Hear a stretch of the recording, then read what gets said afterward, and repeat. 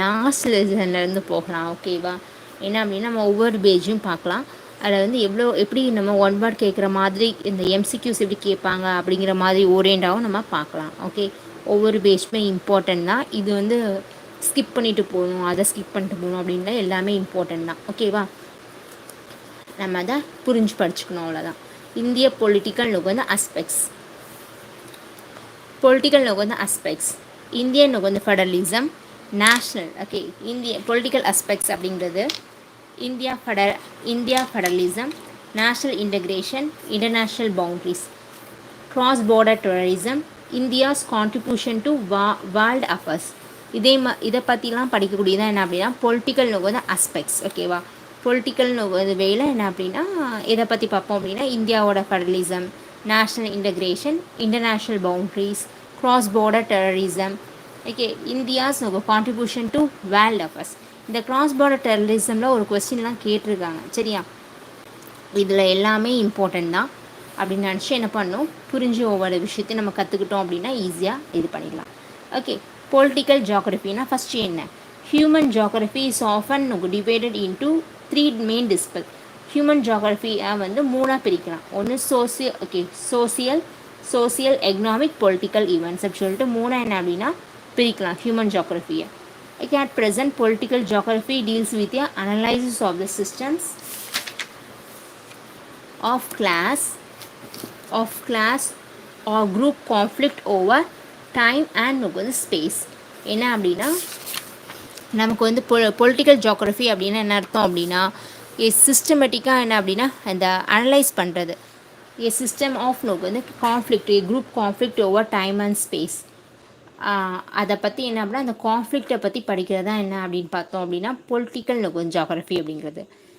Okay, அது வந்து இடத்துக்கு இடம், ஒரு கண்ட்ரிலேருந்து இன்னொரு கண்ட்ரி அதை சண்டை போடுவாங்க, அதை வந்து வாரை பற்றி, அதுக்கப்புறமா மற்ற இஷ்யூஸை பற்றி ஒரு கண்ட்ரி ஒரு வேர்ல்டு கூட எப்படி இது பண்ணுறது, அதே மாதிரி இது பண்ணுறது தான் என்ன அப்படின்னா பொலிட்டிக்கல். ஓகே, பொலிட்டிக்கல் ஓரியன்டாக பார்க்குறது வந்து பொலிட்டிக்கல் ஜியாகிரஃபி, அவ்வளோதான். Okay, in another word political geography studies such topics as spatial organisation of geopolitical unit, emergence of new states, interstate issues. Okay, இதெல்லாம் தெரியுது இல்லையா? இதுதான் பொலிட்டிக்கல் ஜியாகிரஃபி. இன்டர்நேஷ்னல் வந்து power relationships, nationalism, boundary and frontiers, military conflict, sub nationalism, terrorism and regional separatism within states. Regional வந்து separatism within states. இதெல்லாம் பற்றி படிக்கக்கூடியதான் நம்ம political geography. தெரியுது இல்லை? ஸ்பாண்டியல் வந்து organisation of geo political unit, emergence of new states வந்து emerge ஆகிறது, inter ஸ்டேட்டில் இருக்கக்கூடிய வந்து இஷ்யூஸ் பற்றி படிக்கிறது, அதுக்கப்புறம் இன்டர்நேஷ்னல் வந்து power relationships, nationalism, boundary and frontiers, military conflicts, sub nationalism, terrorism and regional separatism within ஸ்டேட்ஸ்குள்ளே இருக்கக்கூடிய செப்பரேட்டாக இருக்கக்கூடிய இது அதெல்லாம் பற்றி படிக்க பொலிட்டிக்கல் ஜியாகிரஃபி. அப்படி தான், அவ்வளோதான். இல்லை நம்மளோட கண்ட்ரியை பற்றி பார்க்க அப்படின்னா political geographers are naturally interested in the way in which the states are organized in spantial political times. Such organization of political space is the result of lengthy process of experimentation and modification process that have not ceased. State system are continuously being altered, sometimes through deliberation and consultation, and at other times because the system cannot withstand certain centrifugal forces or power or forces or pressures. In the democratic countries of the world, there are 2 types of government. இவ்வளோதான். Democratic country அப்படின்னா என்ன, 2 type of government உண்டு. ஒன்று unitary government அப்படிமோ, இன்னொன்று federal அப்படின்னு சொல்லுவோம். அதுதான் இதில் கொடுத்துருக்காங்க. யூனிட்ரி கவர்மெண்ட் அப்படின்னா என்ன அப்படின்னா ஃபஸ்ட்டு யூனிட்ரிங்கிற வேர்டை எதுலேருந்து இதெல்லாம் நம்ம அசால்ட்டு நினைப்போம். ஆனால் இந்த கொஸ்டின்லாம் கேட்டிருக்காங்க. ஏன்னா எங்கேருந்து வந்து ஒரு வேர்டு வந்து டிரைவ் பண்ணுறது, லத்தீன் வேர்டா, இதில் என்ன அப்படின்னா ஒரு ஸ்டேட்மெண்ட் மாதிரி கேட்டு இதில் வந்து க்ரீக் அப்படி சொல்லி கொடுத்துருவாங்க. உடனே நம்ம வந்து கன்ஃபியூஷன் ஆகும் இல்லையா? அதே மாதிரியான ஸ்டேட்மெண்ட் வேர்டெலாம் கொடுத்து கேட்குறாங்க. அதனால் ரொம்ப ரொம்ப இம்பார்ட்டன்ட் தான் எல்லா லைனுமே. ஓகே, த வேர்ட் வந்து unitary derives from the Latin வேர்டில் இருந்தால் யூனிட்ரி அப்படிங்கிற வேர்ட் டிரைவ் பண்ணியிருக்காங்க. என்ன? லத்தீன். ஓகே, யூனிட்டஸ் அப்படின்னு என்ன அர்த்தம்? யூனிட்டி அப்படின்னு அர்த்தம். விச்சின் நமக்கு வந்து டேன் கம்ஸ் ஃப்ரம் நமக்கு வந்து அன்னஸ். ஓகே, இதுலேருந்து அன்னஸ் அப்படிங்கக்கூடிய வேர்டில் இருந்து தான் என்ன அப்படின்னா யூனிட்ரி அப்படிங்கக்கூடிய வேர்ட் டிரைவ் பண்ணி எடுத்திருக்கோம். The word unitary derives from the Latin யூனிட்டஸ்.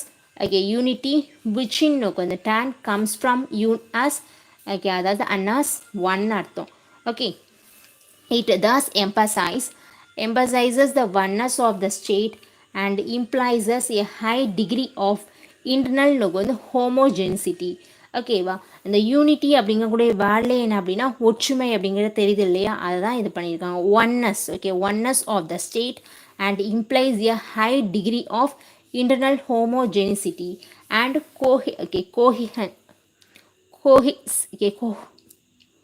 cohesiveness. The effective the governance in countries with relatively homogeneous population எல்லாம் அப்படின்னா எப்படின்னா ஹோமோஜினஸ் பாப்புலேஷன் தான் இருக்கும். அண்ட் ஹேவிங் காமன் வந்து எத்னிட்டி, அதாவது சேமான கல்ச்சர் இருக்கும், language, religion, tradition, customs and history is possible with the unitary வந்து form of government. Unitary வந்து ஃபார்ம் ஆஃப் கவர்மெண்ட்டில் எல்லாமே ஹோமோஜினஸாக இருக்குது. அதாச்சும் ஹோமோஜினஸ் அப்படின்னா எல்லாமே சேம், அதாவது லாங்குவேஜில், ஓகே, மதத்தில் எல்லாத்துலேயும் சேமாக இருக்குது தான் யூனிட்ரி அப்படின்னு சொல்லுவோம். அந்த unitary form of government, the central government ordinarily retain most of the central government ordinarily retains most of the administrative வந்து powers.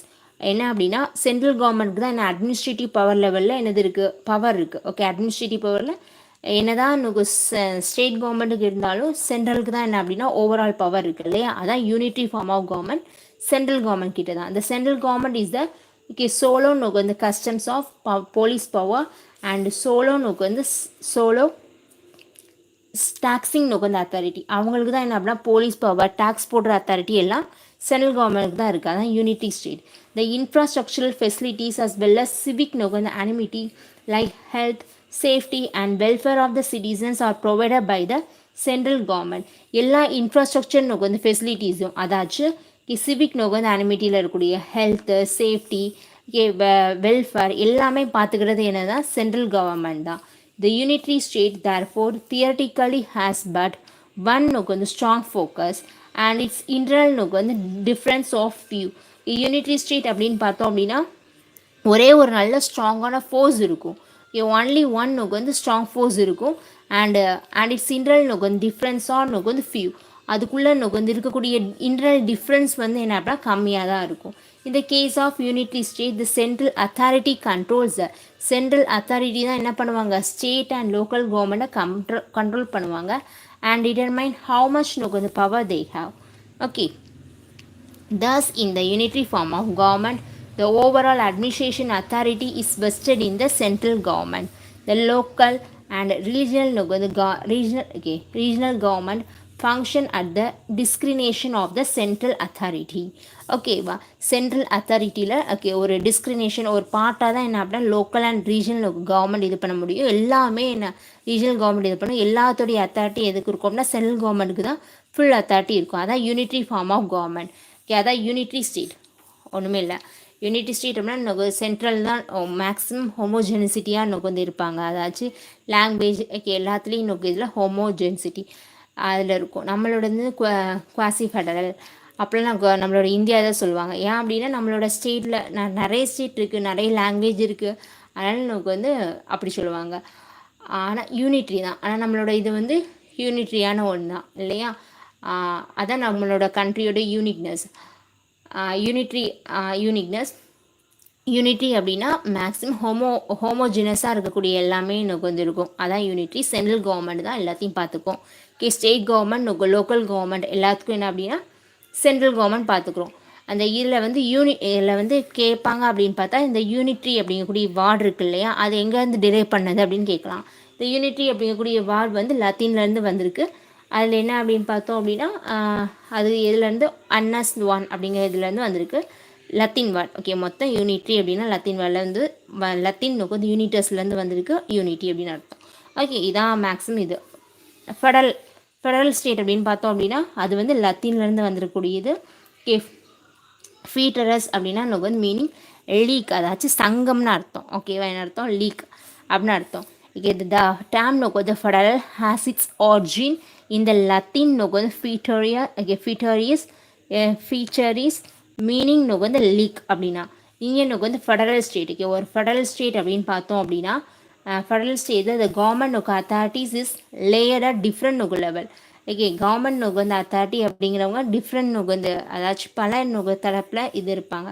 It's implication is one of alliance contract and coexistence of the states internal divergence regions and people. Under the federal system, rights and responsibility of local government are protected by constitution. Okay, federal சிஸ்டமில் என்ன அப்படின்னு பார்த்தோம் அப்படின்னா ஒருத்தவங்களோட உரிமை, அவங்களோட responsibility, local government responsibility எல்லாத்தையுமே பாதுகாக்கிறது யார் அப்படின்னா கான்ஸ்டியூஷன், அதாவது அரசியலமைப்பு மூலமாக தான் இது பண்ணுவாங்க. ஓகே, இந்த ஃபெடரல் அப்படிங்கிற வார்டு லத்தீன்லேருந்து ஃபீடரஸ் மீனிங் லீக். ஓகே, அது ரொம்ப important. Here the central government, okay, central authority cannot simply assume the function of local government. இங்கே சென்ட்ரல் அத்தாரிட்டி அப்படிங்கிறது சும்மா என்ன லோக்கல் கவர்மெண்டோட இது டெம்பரவரியாக இது பண்ணுறது கிடையாது. To relinquish them when the demands have been met. The individual regions of a state possesses a certain degree of autonomy which is protected, and there is a constant watch against over centralization. This is what permits diverse people and even culture to join a single state. Their different allegiance may be to their own region, but their ultimate loyalty is towards the state. Okay, இதான் என்ன அப்படின்னா அது particular ரீஜனாக நமக்கு பிரிஞ்சிருக்கு இல்லையா, அதான் என்ன ஒரு ஃபெடரலாக இருக்கும். Federal states. Okay, federal state அப்படின்னா என்ன சொல்ல டிவைடாக இருக்கும். ஏன்னா யூஎஸ்ஏ பார்த்துட்டோம் அப்படின்னா ஃபார் எக்ஸாம்பிள் யூஎஸ்ஏ எடுத்துக்கலாம். அதில் ஒவ்வொரு டபுள் சிட்டிசன்ஷிப். ஓகே, அது நிறைய ஒரு 50 ஸ்டேட். ஓகே, 50 ஸ்டேட் தான் இருக்கும்.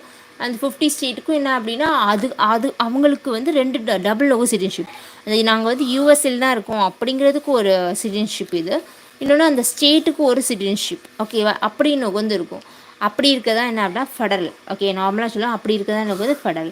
த federal government has a written constitution. Federal கவர்மெண்ட்னா இது ஜென்ரலாக இருக்கக்கூடியது. ஓகே, ஃபெடரல் கவர்மெண்ட் அப்படின்னா அது ரிட்டன் கான்ஸ்டியூஷனாக தான் இருக்கும், எழுதப்பட்டதாக தான் இருக்கும். That cannot be unilaterally altered. அதை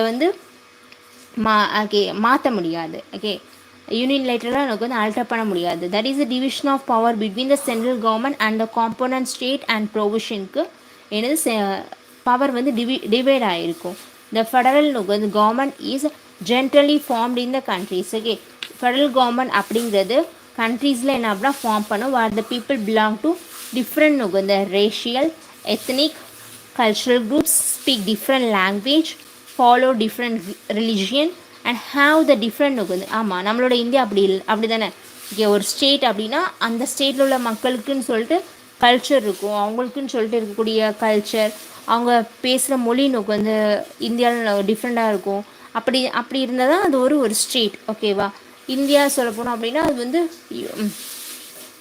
ஒரு யூனிக்கான ஒரு விஷயம். அது டோட்டலாக நமக்கு என்னது ஃபெடரல் அப்படின்னு சொல்ல முடியாது. அது ஒரு இன்டஸ்டரபிள் இந்த இன்டஸ்டரபிள் யூனியன். ஓகே, யூனியன் என்ன பண்ண முடியாது அப்படின்னா இது பண்ண முடியாது. என்னது நாங்கள் தனியாக போய்க்கிறோம் அப்படின்னு ஸ்டேட்டால் என்ன அப்படின்னா சொல்லிவிட்டு தனியாலாம் இருக்க முடியாது. ஓகே, ஏன் அப்படின்னா யூஎஸ்ஏ மாதிரி அந்த அக்ரிமெண்ட்லாம் போட்டு நம்ம பிரிஞ்சுலாம் இல்லை, எல்லாமே நம்ம யூனிட்டே சென்ட்ரல் கவர்மெண்ட் அப்படிங்கிற ஒரு இதில் இருக்கும். ஓகே, அதான் இந்த இந்திய federal setup local government derive their authority from the regional government. இந்த ஃபெடரலில் லோக்கல் கவர்மெண்ட் இருக்கும் இல்லையா, அதாவது பஞ்சாயத்து. ஓகே, அதெல்லாம் இருக்கக்கூடியது ரீஜனல் கவர்மெண்ட் ஸ்டேட் கவர்மெண்ட்டிருந்து பவரை டிரைவ் பண்ணிக்கிறோம். அதான் டிவாலுவேஷன் ஆஃப் பவர் அப்படிம்பாங்க. ஓகே, எல்லா வேலையும் ஒருத்தங்களே பண்ண முடியாது இல்லையா, அதுக்காண்டி தான் என்ன அப்படின்னு பார்த்தோம் அப்படின்னா கொஞ்சம் வேலையை ஒரு சப்ஜெக்ட், அதாவது 7th ஷெட்யூலில் பார்த்தோம் அப்படின்னா சென்ட்ரல் அதான் central union list, state list, concurrent லிஸ்ட்டுன்னு பிரித்து வச்சுருப்பாங்க. அதான் என்ன அப்படின்னா டிவாலுவேஷன் ஆஃப் பவர் அப்படிம்பாங்க. ஓகேவா, டீசென்ட்ரலைசேஷன் அப்படின்னு சொல்கிறது அதுதான். Local government derive the authority from the regional government, which themselves possess constitutionally guaranteed autonomy in specifying the matter of importance. Thus, the regional and state government do not depend on the discriminations of a state. Okay, என்ன அப்படின்னு பார்த்தா discrimination of a centre. Okay, சென்டரை நமக்கு வந்து depend பண்ணி என்ன அப்படின்னா state இது வந்து இருக்காது. அவங்களுக்குன்னு சொல்லிட்டு என்ன அப்படின்னா ஆட்டோனோமி வந்து இருக்காது. தன்னாட்சி. ஓகே, கேரண்டி, அதான் கான்ஸ்டியூஷனல் வந்து கேரண்டி பண்ணுது. கேரண்டி நமக்கு ஆட்டோனோமி இன் ஸ்பெசிஃபை நமக்கு matters of importance. Okay, the regional நமக்கு வந்து and state regional or state government do not depend on the discrimination of a center. A federation. A federation differs from a unitary government in a sense that okay, in the unitary polity states, if any, exist at the mercy of the central government. As opposed to this, in a federation, each level of government is in theory autonomous within its allocated sphere of competence and is free from any non-agreed intervention from the other except in emergency. Okay, emergency பீரியடில் மட்டும் என்ன பண்ணுவோம் அப்படின்னு பார்த்தோம் அப்படின்னா யார் இதுவும் கலக்காமல் என்னது பிரசிடென்ட் ரூல் வந்துடும். ஆட்டோமேட்டிக்காக எல்லா இதிலும் யூனிட்ரி ஆகிடும். ஓகே, சென்ட்ரல் கவர்மெண்ட்டுக்கு வந்து பவர் எடுத்துப்பாங்க. இந்த கான்ஸ்டியூஷன் வந்து so provide. Thus what distinguishes federalism from the unitary government is guaranteed constitutional autonomy, not the formal division of powers. Federalism is essentially a compromise between centripetal and centrifugal force that are operative at the same time.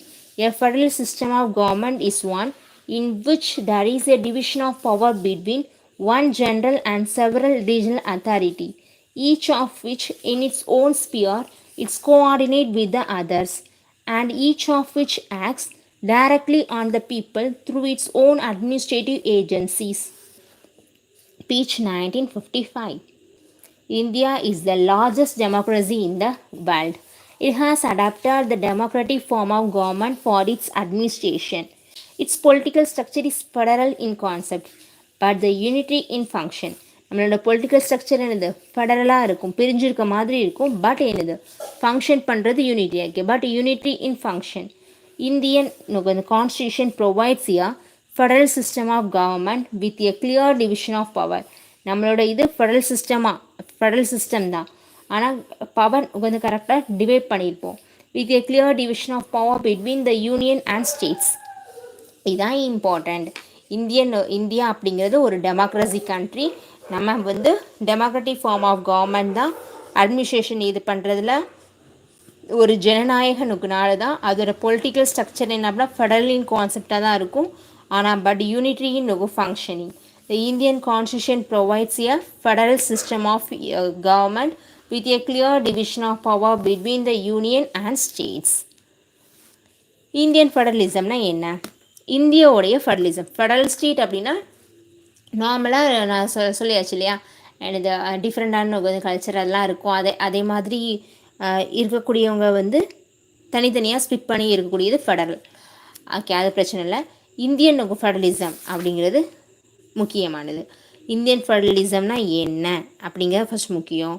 அதுக்கப்புறம் geographical basis of வந்து Indian ஃபெடரலிசமுடைய geographical வந்து faces. Okay, அதுக்கப்புறம் structure of Indian வந்து ஃபெடரேஷனுடைய structure and state ஆர்கனைசேஷன்லாம் இருக்குது.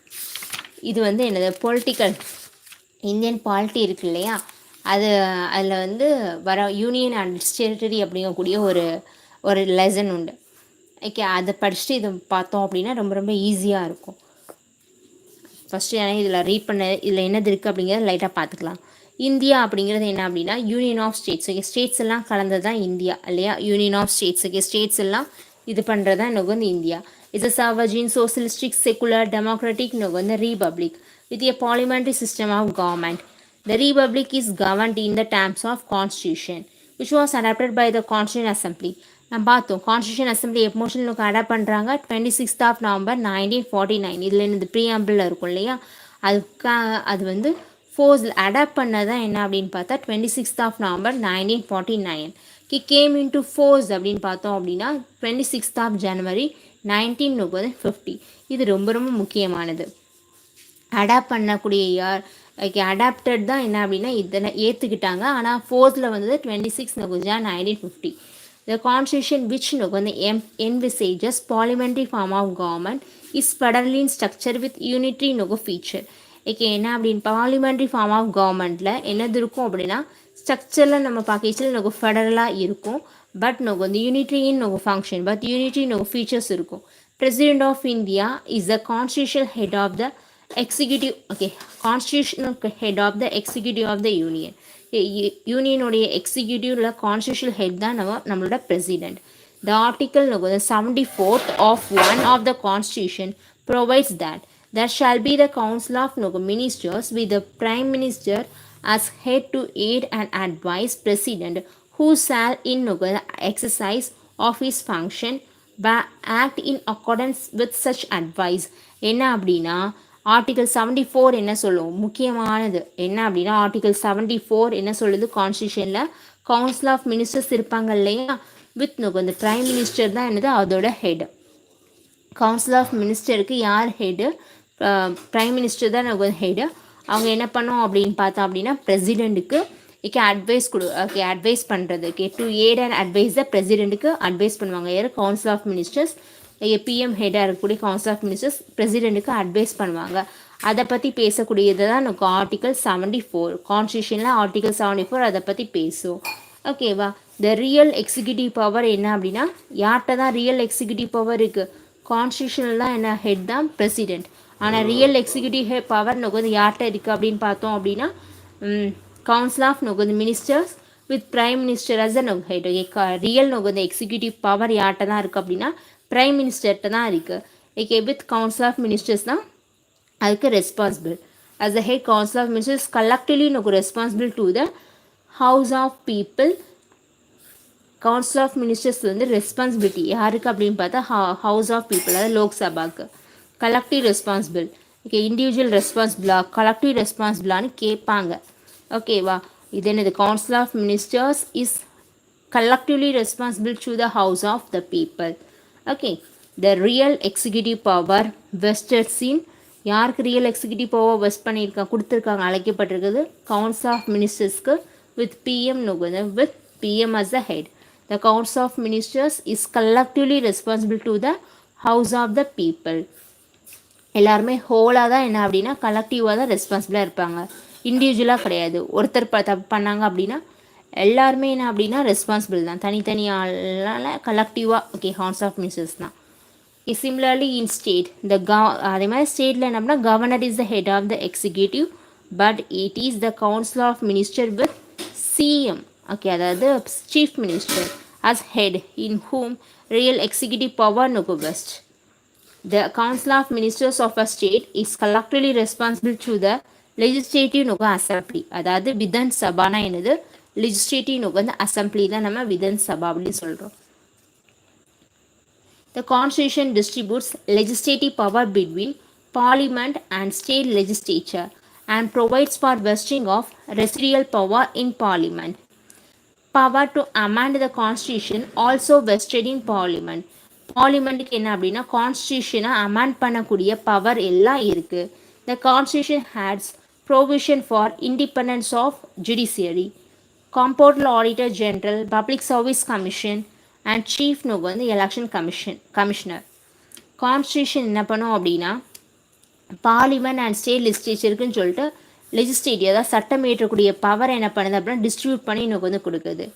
And provide for vesting of residual power in parliament. ஆனால் அந்த power இருக்குது இல்லையா, அது யாருக்கு தான் இருக்குது அப்படின்னா பார்லிமெண்ட்டுக்கு தான் இருக்குது.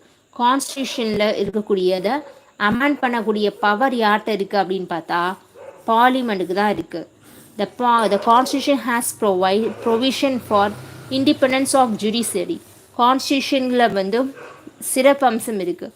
எதுக்கு அப்படின்னா ஜுடிஷியரி இண்டிபெண்டன்ஸ்க்கு, கம்பவுண்டர் ஆடிட்டர் ஜெனரலுக்கு, பப்ளிக் சர்வீஸ் கமிஷன், சீஃப் வந்து எலெக்ஷன் கமிஷனர் எல்லாத்துக்குமே என்னது அதெல்லாம் கான்ஸ்டியூஷனல் பாடி தான் இல்லையா. ஓகே, அதான் in a federal form of government the number of separate and autonomous political unit mutually agree to merge together. A federal form of கவர்மெண்ட்டில் என்ன பண்ணியிருப்பாங்க அப்படின்னா நிறைய வந்து செப்பரேட்டாக இருக்கக்கூடிய ஓகே பொலிட்டிக்கல் யூனிட் எல்லாம் ஓகே அதாச்சும் இப்போது இருக்கக்கூடியவங்கெல்லாம் அக்ரி பண்ணி ஓகே அக்ரிமெண்ட் மூலமாக அக்ரி பண்ணி மெர்ஜ் ஆகி ஒரு நேஷன் ஸ்டேட்டாக என்ன பண்ணுவாங்க அப்படின்னா ஃபார்ம் பண்ணுவாங்க with a single central or federal government. The legislative and executive power in the federation are divided in a systematic manner between the central and state government through the written constitution. In a federation, the central and the state government exist on the basis of equality. There is a kind of compromise between the central and state based on mutual cooperation. The formation of Indian Federation has a long history. Some kind of loose federation existed throughout the history. India was, however, not fully integrated in a sovereign nation, even during the period of Ashoka and Akbar. It was the British who unified India and established their domination from Indus in the west to the Brahmaputra in the east, and from the Himalayas in the north to Kanyakumari, Cap Cameroon in the south. To make the federal the central government strong, the British introduced federal கவர்மெண்ட்டை strong பண்ணதுக்கு தான் British என்ன introduce பண்ணியிருக்காங்க, all India administrative service, unified transport and communication, uniform educational system through English medium, universal law under modern jurisprudence. This steps helped in the unification of the country, அதாவது jurisprudence. என்ன அப்படின்னா ஒன்றும் இல்லை, இந்த எல்லாமே என்ன அப்படின்னா சென்ட்ரல் கவர்மெண்ட்டுக்கு என்ன அதாவது ஃபெடரல் கவர்மெண்ட் அப்படின்னு சொல்லக்கூடிய அந்த கவர்மெண்ட்டுக்கு அத்தாரிட்டி கொடுக்கறதுக்கு தான் இந்த ஆல் இந்தியா சர்வீஸ், அதுக்கப்புறம் யூனிஃபைடாக transport and communication, education system, universal law அப்படிங்கிறதெல்லாம் கொண்டு வந்திருக்காங்க. This steps helped in the unification of a country. கண்ட்ரியை யூனிஃபை பண்ணுறதுக்கு இது ரொம்ப ஹெல்ப்ஃபுல்லாக இருக்கும் அப்படின்னு சொல்லிட்டு. The development of the federal structure started in India with the council. ஓகேவா, அந்த ஃபெடரல் ஸ்ட்ரக்சர் அப்படிங்கிறது இந்தியாவில் எது மூலமாக ஸ்டார்ட் ஆகுது அப்படின்னு பார்த்தோம் அப்படின்னா இந்தியன் கவுன்சில் ஆக்ட் 1909. ஓகே, என்னது Indian council act 1909 known as Minto Morley reform. Okay, Minto Morley reform இருக்கு இல்லையா, அப்போச்சிலே என்ன ஆயிடுது அப்படின்னு பார்த்தோம் அப்படின்னா இந்தியாவில் என்ன ஆகுது அப்படின்னா ஃபெடரல் ஸ்ட்ரக்சர் அப்படிங்கக்கூடிய ஒரு விஷயம் ஃபார்ம் ஆகுது. The development of federal structure started in India. Okay, federal structure அப்படிங்கக்கூடிய விஷயம் இந்தியாவில் ஸ்டார்ட் ஆகுது. Indian council act of 1909 Minto Morley reform மூலமாக. where the central and provincial council where the central and provincial council were given more power. Central தனியாக, அதுக்கப்புறம் provisional அதாச்சு மாநிலங்கள் அதே மாதிரி இது தனியாக. Council were given more power. The Montauk-Chelmsford reform submitted by the Indian Constitution Reform Committee in 1980 became the basis of the Government of India Act 1919. அதாச்சு மாண்டக்-செம்ஃபோர்ட் report submit பண்ணுறாங்க 1918. அதான் government of India act 1919 base which was the beginning of the federal system. அதான் என்ன அப்படின்னு பார்த்தோம் அப்படின்னா federal சிஸ்டமுடைய ஒரு beginning. The Act of 1919 provides provision for the system of dual government. In 1919 Minto Morley reform இருக்கு இல்லை மாண்டக்-செம்ஃபோர்ட் ரிஃபார்ம் இருக்கு இல்லையா, அது மூலமாக தான் என்ன வரும் அப்படின்னா டியூயல் சிஸ்டம் வரும். Okay, central and provisional relaxation of central control over provision through a set of devaluation rule. என்ன அப்படின்னா the act of 1919 provided provision for a system of dual government. ஓகேவா, அதுக்கு யார் தான் வழிவகுத்தா அப்படின்னா இந்த ஆக்ட் தான், த ஆக்ட் ஆஃப் 1919 தான்.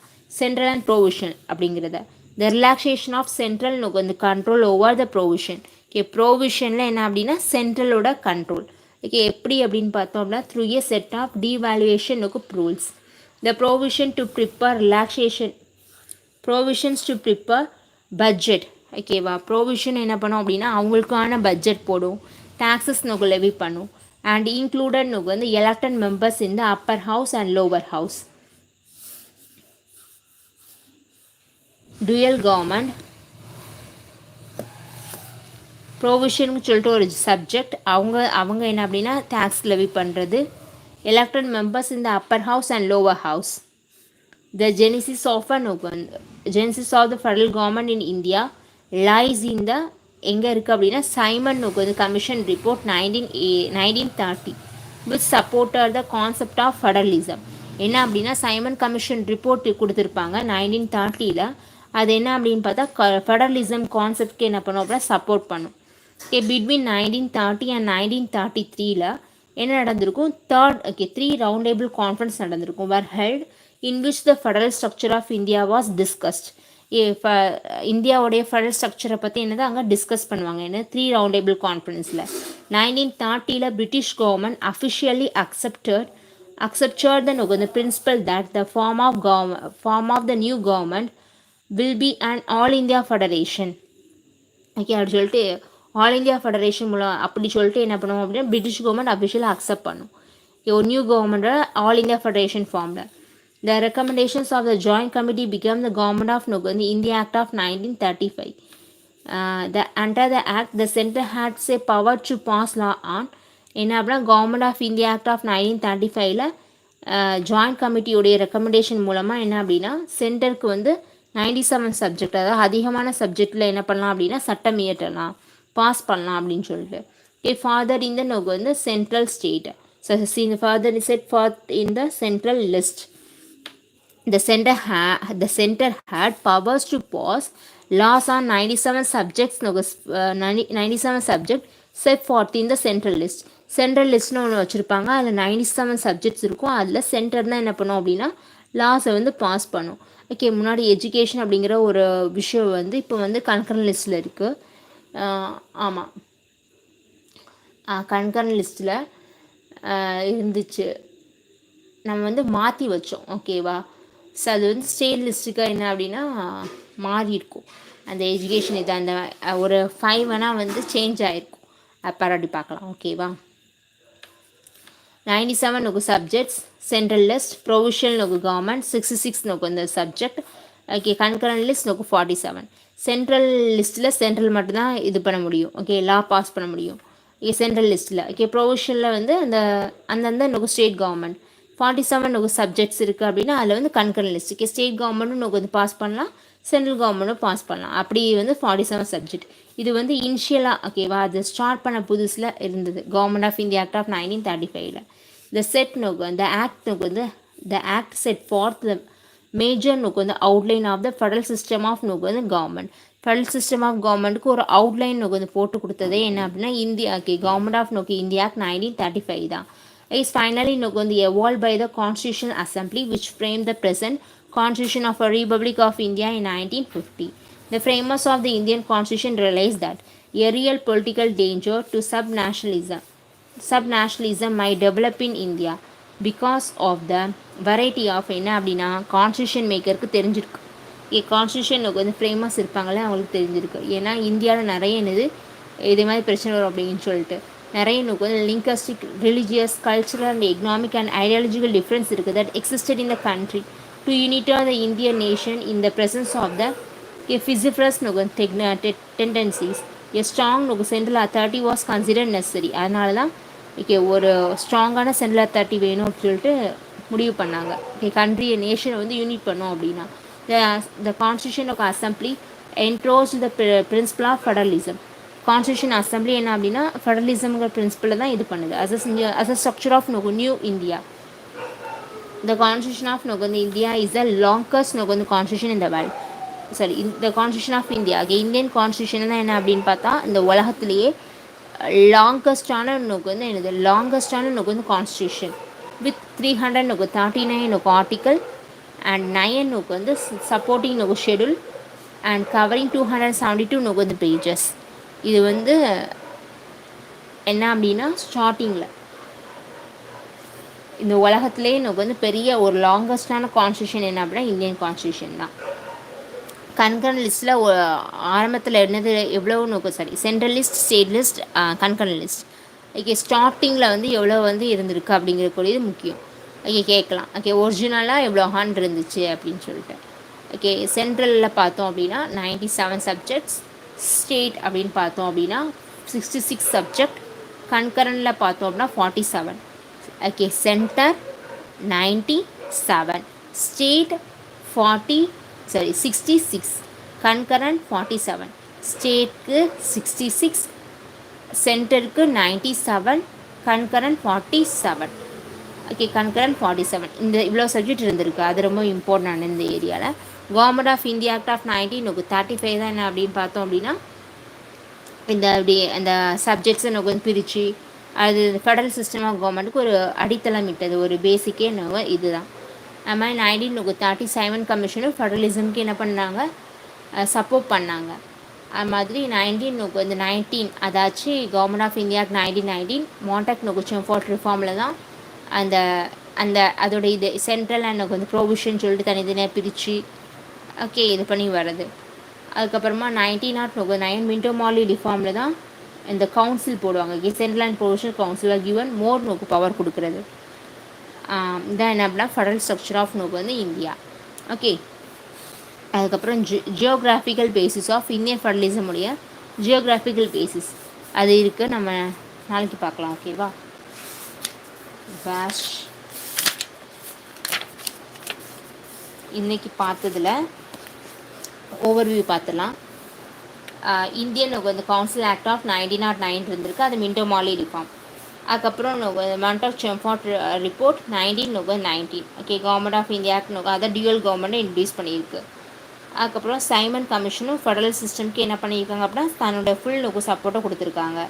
கவர்மெண்ட் ஆஃப் இந்தியா ஆக்ட் 1935 தான் இந்த central list, state list, concurrent list அப்படிங்கக்கூடிய விஷயத்தை இது பண்ணியிருக்காங்க. அதுபடி பார்த்தோம் அப்படின்னா சென்டருக்கு வந்து 97, ஸ்டேட்டுக்கு வந்து 66, கன்கரண்ட்க்கு வந்து 47 நமக்கு வந்து லிஸ்ட். ஓகேவா, அது இருக்குது. இது வந்து ஒரிஜினலாக நமக்கு ஆரம்பிக்கும் போதில் புதுசில் என்னென்ன நமக்கு வந்து இது இருந்துச்சு அப்படின்னா எவ்வளோ எவ்வளோ சப்ஜெக்ட் நமக்கு வந்து எது எதுக்கு அப்படின்னு கேட்டால் சொல்ல தெரியணும். ஓகேவா, ஸ்டேட்மெண்ட்டாக மேபி கேட்டாலும் கேட்கலாம். அதுக்கப்புறமா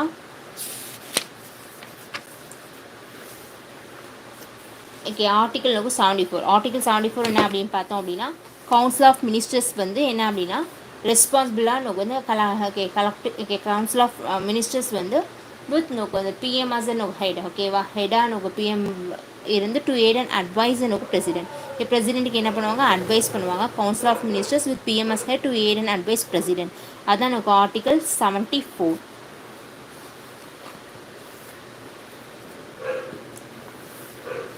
ஓகே, ஃபெடரல். ஓகே, ஃபெடரல் அப்படிங்கக்கூடிய வேர்டு இங்கேருந்து வந்துச்சு அப்படிங்கிறது ரொம்ப இம்பார்ட்டன்ட். ஃபெடரல் அப்படிங்கக்கூடிய இது வந்து லத்தீன் வேர்டு. Okay, Latin. அதுக்கு வந்து மீனிங் வந்து லீக், அதாச்சும் சங்கம் அப்படிங்கிறது தான் நமக்கு வந்து மீனிங். இங்கே லத்தீன் வேர்ட்லேருந்து எடுத்துருக்காங்க. யூனிட்டி அப்படிங்கிறதும் ஃபெடரல் ரெண்டுமே என்ன அப்படின்னு பார்த்தோம் அப்படின்னா லத்தீன். ஓகே, லத்தீன் நமக்கு வந்து ஆரிஜின் தான். இதில் வந்து ஃபீச்சரியஸ் லீக் அப்படின்னு அர்த்தம். இது வந்து யூனிட்டஸ் நமக்கு வந்து யூனிட்டி அப்படின்னு சொல்லி வருது. பொலிட்டிக்கல் அப்படின்னா என்ன அப்படின்னா இதை வந்து பற்றி படிக்கிறது தான். ஓகே, வேறு ஒன்றும் இல்லை. கான்ஃப்ளிக்ட் பற்றி இது படிக்கிறது தான். இது வரைக்கும் நம்ம பார்த்துருக்கோம். நம்ம பிறகு நம்ம வந்து என்ன பார்க்கலாம் அப்படின்னா geographical basis of Indian federalism பார்க்கலாம். இந்தியன் ஃபெடரலிசம்க்கு ஜியோகிராஃபிக்கல் பேசிஸில் என்ன இது, அதுக்கப்புறம் அதோட ஸ்ட்ரக்சர் ஆஃப் இந்தியன் ஃபெடரேஷன். இதை பார்க்குறதுக்கு முன்னாடி நம்ம இந்தியன் பாலிட்டியில் யூனியன் அண்ட் இட்ஸ் டெரிட்டரி அப்படிங்கிறத ஒரு சாப்டர் உண்டு. அதை நல்லா பார்த்தோம் அப்படின்னா இது வந்து ரொம்ப ஈஸியாகிடும். ஓகேவா, நான் பார்க்கலாம் மை டியர் ஃப்ரெண்ட்ஸ். தேங்க்யூ.